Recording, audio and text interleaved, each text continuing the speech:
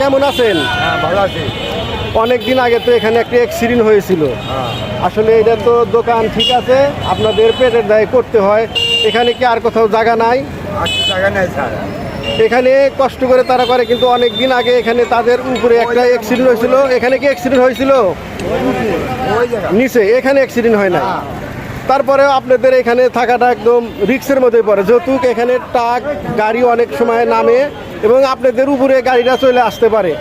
তো আপনারা এখানে কি কোনো পৌরসভার কাউকে বলছেন যে আমাদের একটু সুন্দরভাবে দোকানদারি করার মতো?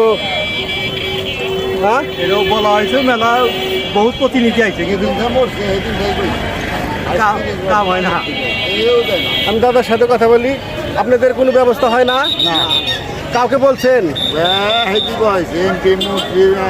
নেতা মেতা সবাই কি দর্শক, এমপি মন্ত্রী সবাইকে বলা হয়েছে তাদের একটু সুন্দরভাবে একটা ব্যবসা করার জন্য, কিন্তু কেউ কোনো জিনিস না দেওয়ার পরে তারা একইভাবে এখানে বসে আছে। এখানে দোকানদারি করা অনেক রিস্ক।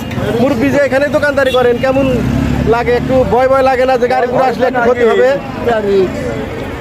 হ্যাঁ, কথা বলেন। এখানে যে দোকানদারি করেন, একটা ভয়ের ভিতর থাকেন না যে একটা গাড়ি আপনার দোকানে তুলে দিবে?